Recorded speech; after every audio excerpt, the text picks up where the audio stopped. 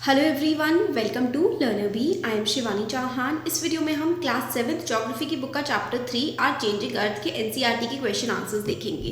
तो देखिए, पहला क्वेश्चन है आंसर द फॉलोइंग क्वेश्चंस का पहला पार्ट है वाई डू प्लेट्स मूव। तो जो प्लेट्स होती हैं वो मूव क्यों करती हैं। अब ये कौन सी प्लेट्स हैं, ये घर में हम जिनमें खाना खाते हैं, ये वो वाली प्लेट्स तो है नहीं। प्लेट्स ये जहाँ पर बात करी जा रही है वो है हमारे धरती के अंदर अर्थ क्रस्ट में कुछ प्लेट्स होती हैं। बेसिकली वो क्या होते हैं, बहुत सारी मोटी मोटी परतें होती हैं अलग अलग मिनरल्स की, मिट्टी की। तो अर्थ क्योंकि हमारी रोटेट कर रही है इसलिए जो है वो प्लेट्स भी मूव कर रही हैं। तो movement of molten magma inside the earth result in the movement of plates. तो हमारी अर्थ की कई सारी लेयर्स हैं और इनरमोस्ट लेयर में मॉल्टन मैग्मा है। वो मॉल्टन मैग्मा क्योंकि मूव कर रहा है इसकी वजह से अर्थ की जो प्लेट्स हैं वो भी मूव करती हैं। तो मूवमेंट ऑफ मॉल्टन मैग्मा, तो मॉल्टन मैग्मा जो है वो इनसाइड द अर्थ के अंदर मूव करता है। अर्थ के अंदर क्योंकि मॉल्टन मैग्मा मूव करता है इसलिए प्लेट्स मूव करती हैं। तो क्यों मूव करती हैं plates? Because of the movement of molten magma inside the earth.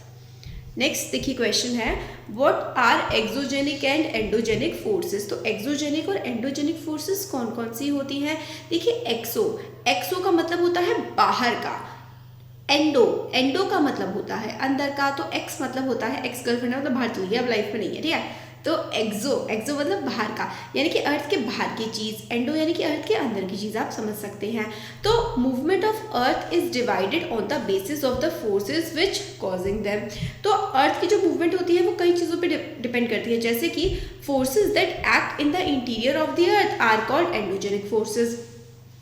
तो अर्थ की जो फोर्सेस मतलब अर्थ के अंदर एक्ट कर रही हैं उसको तो हम लोग एंडोजेनिक फोर्स कहेंगे। और and the forces that work on the surface of the earth, earth के सरफेस पर जो फोर्सेस एक्ट कर रही हैं उनको हम लोग एक्सोजेनिक फोर्स कहेंगे। दो टाइप की फोर्स होती है जो कि अर्थ पे एक्ट कर रही हैं, एक्सोजेनिक एंड एंडोजेनिक। एक्सो मतलब अर्थ के अंदर, अर्थ के इनसाइड द क्रस्ट। 3 लेयर होती है ना, क्रस्ट, मेंटल कोर। तो मेंटल कोर में जो एक्ट कर रही हैं, है ना, और क्रस्ट के ऊपर जो एक्ट कर रही हैं वो एंडोजेनिक हो जाएंगी, और जो क्रस्ट के अंदर, धरती के अंदर वाली लेयर पे एक्सोजेनिक हो जाएंगी। What is erosion? इरोजन का मतलब होता है कोई भी चीज़ अगर उसकी ऊपरी लेयर जो है वो हट रही है तो उसको हम लोग इरोजन कहेंगे। Erosion is defined as the wearing away of the landscape by different agents like water, wind and ice. The process of erosion and deposition creates different landforms on the surface of the earth. तो देखो, यहाँ तक भी आप इसको लिख सकते हैं कि इरोजन क्या होता है। देखिए, किसी भी चीज़ की एक ऊपरी अगर परत हट जाती है ना तो उसको हम लोग इरोजन बोल सकते हैं। जैसे कि सॉइल इरोजन। सॉइल इरोजन का मतलब क्या होता है कि मिट्टी की ऊपरी परत हवा, पानी या फिर आइस की वजह से। आइस क्या होता है, ग्लेशियर्स में जो इरोजन होता है वो आइस की वजह से होता है। और नॉर्मल जो प्लेन इलाके होते हैं वहाँ पे बहुत सारी हवा हवा जब बहुत ज़्यादा चल रही होती है तो मिट्टी की ऊपर की लेयर उड़ करके चली जाती है तो उसको हम लोग सॉइल इरोजन बोल देते हैं। पानी, अगर बहता पानी अपने साथ ऊपर मिट्टी की परत ले जाए तो उसको हम लोग विंड इरोजन बोल देते हैं। तो वेरियस टाइप के इरोजन होते हैं जिसमें ऊपर वाली वियरिंग अवे, वियरिंग मतलब ले जाना, ऊपर वाली लेयर का इरोजन होता है। आप सोच रहे हो मैं बहुत ज़्यादा डिटेल में क्यों बता रही हूँ, ताकि आपके दिमाग में अभी बस जाए और अभी याद हो जाए आपको सारा। How are flood plains formed? Flood plains कैसे फॉर्म होते हैं? देखिए, फ्लड होता है बाढ़, बाढ़ के आने से ही फ्लड प्लेन फॉर्म होते हैं। या फिर रिवर, जब नदी बहुत तेज़ बह करके आती है तो अपने साथ सैंड और सिल्ट लेकर के आती है, और जब उसकी गति धीरे होती है तो जिस जगह पर जो है पानी की का बहाव धीरे होता है वहाँ पर वो मिट्टी को जमा देती है। तो when river overflows its bank it result in the flooding of the area surrounding it. When it flood it deposit layer of fine soil and other material called sediments, thus forming a fertile layer of soil called flood plains. तो देखो क्या होता है कि river जो है जब बहुत ही तेज़ी से बह करके बहती है तो उसमें बहुत सारे क्या होते हैं, बहुत सारे कण होते हैं मिट्टी के और बाकी दूसरे सैंड, सिल्ट, क्ले के। फिर जब जो है सपोज करो, देखो इस तरीके से नदी बहती है, ये इसका नदी का नॉर्मल रास्ता है, बट जब बहुत ज़्यादा पानी आ जाता है तो ये इस तरफ को भी बहने लगती है, इस तरफ को भी बहने लगती है, और अपने साथ जब इस तरफ को बहती है तो मिट्टी के बहुत सारे कण यहाँ पर छोड़ जाती है और वो काफ़ी ज़्यादा फर्टाइल होते हैं और वो मिट्टी को काफ़ी उपजाऊ भी बना देते हैं। What are sand dunes? Sand dunes क्या होते हैं? तो when the wind blows it lift and transport sand from one place to other। मिट्टी जब, देखिए क्या होता है, जब हवा बह रही होती है तो अपने साथ वो मिट्टी के कई सारे कण लेकर के जाती है। जहाँ पर हवा की गति धीमी होती है वो उन कणों को गिरा देती है। तो when the wind stops blowing the sand falls and get deposited in the low hill-like structure. These are called sand dunes. They are mostly found in the desert area. तो सैंड ड्यून जो हैं देखिए वो आपको mostly desert area में देखने के लिए मिलते हैं। और क्या होता है, जब हवा बहुत तेज चल रही होती है तो अपने साथ मिट्टी उड़ा ले जाती है, जब हवा की गति कम हो जाती है तो वो मिट्टी गिरा देती है। तो ऐसा जब बहुत सालों तक, सदियों तक होता जाता है तो कुछ सैंड ड्यून टाइप के इस तरीके के स्ट्रक्चर से ऊंचे ऊंचे से उभार वाले, ऐसा लगता है छोटे छोटे से पहाड़ है, इस तरीके उभार वाले स्ट्रक्चर बन जाते हैं। How are beaches form? Beaches कैसे बनते हैं? The sea waves deposit sediment along the sea shore, this result in the formation of beaches. Beaches कहाँ पर होते हैं? बीचेस होते हैं समुद्री इलाकों के पास। तो बीचेस बनते कैसे हैं? तो देखिए जो वेव्स होती हैं, यानी कि जो समुद्री लहरें होती हैं, वो अपने साथ कुछ रेतीले कण लेकर के आती हैं और गिरा देती हैं ला करके। जैसे कि इस तरीके से रेतीले कण आए आए आए और यहाँ पर गिरा दिए, फिर से आए, सदियों तक आते रहे, यहाँ पे गिरते रहे और फिर ये लहरें वापस चली जाती हैं। तो यहाँ पर जो बार बार रेतीले कण जमते जाते हैं, उसी से ही बीचेस या फिर समुद्री तट बनते हैं। नेक्स्ट है what are the oxbow lakes? Oxbow lakes क्या होते हैं? तो देखिए ये इंपॉर्टेंट है, बहुत ज़्यादा एग्जाम में बहुत ज़्यादा पूछा जाता है कि ऑक्सबो लेक्स क्या होते हैं। When the river enters the plain it twist and turn forming large bends known as meanders. In due course of time, the meander loop start to cut off the river and form cut off lake called the oxbow lake. देखिए क्या होता है ना कि नदी जो है वो अपना कोर्स चेंज करती रहती है, यानी कि अपना रास्ता जो है ना नदी वो बदलती रहती है समय के साथ साथ। तो ट्विस्ट करती है, ये देखिए ये होते हैं ट्विस्ट एंड टर्न इस तरीके से जो है मिएंडर करती हुई, मतलब टेढ़ी मेढ़ी बेंड होती हुई नदी चलती जाती है। तो कई बार नदी की मिएंडरिंग बहुत ज़्यादा हो जाती है, ऐसे करके भी नदी बहने लगती है, ऐसे करके। फिर एक समय ऐसा आता है कि ये डिपॉजिट भी करती जाती है फ्लड प्लेन्स में कि भाई ऐसे करके नदी बह रही थी, फिर यहाँ पे ना बहुत ज़्यादा कण ये डिपॉजिट करती गई और यहाँ पर पानी पहले से ही भरा हुआ था, तो यहाँ पर कण डिपॉजिट हो जाएंगे, यहाँ पर पानी भरा हुआ था, तो फिर नदी से हट करके एक तालाब सा बन जाएगा। जो नदी से हटा हुआ अलग सा तालाब होता है, जो नदी के पानी से ही बना होता है, और नदी और उस तालाब के बीच में कुछ मिट्टी वगैरह इकट्ठी हो गई होती है, तो एक कटा हुआ जो तालाब होता है ना वही ऑक्सबो लेक होता है। समझ में आया? नदी बह रही थी, नदी रास्ते में ऐसे करके बह के जा रही थी, ऐसे करके बह रही थी, फिर ऐसे वाला साइड वाला ना वो हट गया उससे और नदी इस तरफ को बहने लगी, मगर वहाँ पे पानी बहुत सारा जमा हो गया था। वो जो जमा हुआ पानी होता है, जो इकट्ठा हो जाता है, उसी को हम लोग ऑक्सबो लेक बोलते हैं। समझे? ऑक्सबो लेक क्या होता है? ऑक्सबो लेक होता है जो ट्विस्ट एंड टर्न करती है नदी, और फिर उसके बाद वो तालाब थोड़ा सा नदी से अलग को कट जाता है और एक अलग ही अपने अस्तित्व में आ जाता है, उसको ऑक्सबो लेक बोलते हैं। थोड़ा सा आगे होगा, हल्का सा ट्विस्टेड सा कॉन्सेप्ट है, जैसे कि ऑक्सबो लेक होता है ट्विस्टेड।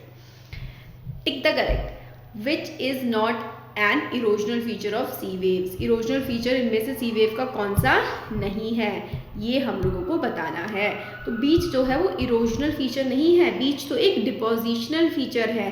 कैसे? क्योंकि नदियाँ जो है नदी नहीं, समुद्र की लहरें आती हैं और मिट्टी जमा करती जाती हैं, आती हैं जमा करती जाती हैं। तो जो बीचेस बनते हैं वो डिपोजिशन की वजह से बनते हैं। तो इरोजन, ये क्लिफ हो गया और सी केव्स हो गई, ये तो इरोजन की वजह से होता है, मगर जो बीचेस होते हैं वो डिपोजिशन की वजह से बनते हैं। Depositional feature of a glacier, glacier का जो डिपोजिशनल फीचर होता है उसको हम लोग मोरेन्स बोलते हैं। तो ग्लेशियर जो है वो नदी बर्फ़ की नदी की फॉर्म में रहते हैं, फिर उसके बाद वो कुछ जो है कण डिपॉजिट करते जाते हैं, उसको हम लोग मोरेन बोलते हैं। बहुत इंपॉर्टेंट है ये। Which is caused by sudden movements of the अर्थ? इनमें से मूवमेंट जो होती है अर्थ की फटाफट एकदम से, मतलब वॉल्केनो फट जाता है अगर समुद्र में बहुत ही ज़्यादा या फिर प्लेन इलाकों में भी बहुत ज़्यादा अर्थ जो है मूव कर रही होती है, सडन मूवमेंट ऑफ अर्थ की वजह से क्या आ जाते हैं? वॉल्केनोज फट जाते हैं। मशरूम रॉक्स कहाँ पर पाई जाती हैं? मशरूम रॉक डेजर्ट के इलाकों में पाई जाती हैं। डेजर्ट्स, रेगिस्तान के इलाकों में इस तरीके की, मतलब क्या होता है ना, मशरूम रॉक्स जो बनती है ना वो विंड इरोजन की वजह से ही बनती है, मतलब नीचे वाला जो पार्ट है वो तो इरोड हो जाता है और ऊपर ऐसा जो है छतरी टाइप की बन जाती है। तो मशरूम रॉक्स हमें डेजर्ट्स में देखने के लिए मिलती हैं, ये हमें याद रखना है। कहाँ पर मिलती है मशरूम रॉक? मशरूम रॉक हमें देखने के लिए मिलती है डेजर्ट्स में। Oxbow lakes are found in, oxbow lakes हमें कहाँ देखने के लिए मिलते हैं? तो ऑक्सबो लेक हम लोगों को नदी के किनारे, रिवर वैलीज में, रिवर वैलीज में हमें ऑक्सबो लेक्स देखने के लिए मिलते हैं, क्योंकि नदी बह रही होती है ऐसे करके, फिर अपना रास्ता बदलती जाती है और एक लेक सा वहाँ पर साइड में कट जाता है। मैचिंग स्किल्स आपको बतानी है अपनी, तो मैच करना है हमें। ग्लेशियर्स क्या होते हैं? ग्लेशियर्स जो होते हैं वो रिवर ऑफ आइस होते हैं, मतलब बर्फ़ की जो नदियाँ होती हैं ना उसको हम लोग ग्लेशियर्स बोलते हैं। ग्लेशियर्स होते हैं रिवर ऑफ आइस। मिएंडरिंग होती है ऐसे ऐसे ऐसे ऐसे करके चलना, है ना। और मिएंडरिंग किस में होती है? मिएंडरिंग कौन करता है? मिएंडरिंग तो रिवर्स करती हैं। बीच क्या होता है? बीच जो है वो एक समुद्र के किनारे का समुद्र का किनारा होता है, यानी कि बीच एक सी शोर होता है। सैंड ड्यून्स क्या होते हैं?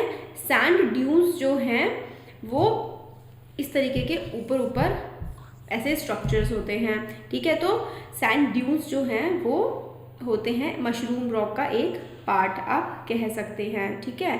अर्थक्वेक जो है वो किस वजह से आता है? अर्थक्वेक आता है वाइब्रेशन ऑफ अर्थ की वजह से अर्थक्वेक आता है। सैंड ड्यून्स जो है वो हमारे वाटरफॉल का तो इसमें कोई ऑप्शन ही नहीं है। अच्छा ये है ना, सैंड ड्यून्स कहाँ पर होता है? सैंड ड्यून्स हमारे डेजर्ट्स में होते हैं। ये रहा, मेरे को मिल नहीं रहा था कि कहाँ गया। सैंड ड्यून्स डेजर्ट्स में होते हैं।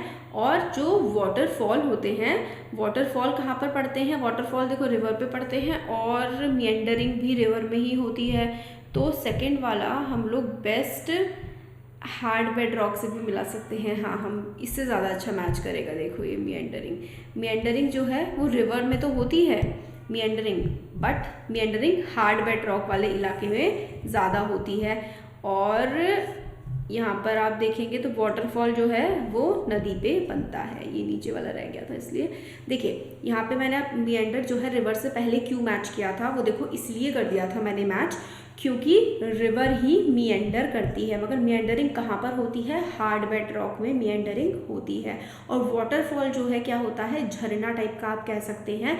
इस तरीके से नदी जो है जब ऊंचाई पर से नीचे गिरती है तब उसका वाटरफॉल बनता है, इसलिए रिवर से यहाँ पर वाटरफॉल ज़्यादा सही मैच है। तो यहाँ पर ये देखिए करेक्शन किया हुआ है ऊपर वाला, ठीक है। आपकी मिएंडरिंग मैंने रिवर से क्यों मिला दिया था? क्योंकि नीचे वाला ऑप्शन नहीं देखा था एक तो मैंने, और इसलिए क्योंकि मिएंडरिंग नदियाँ ही करती हैं।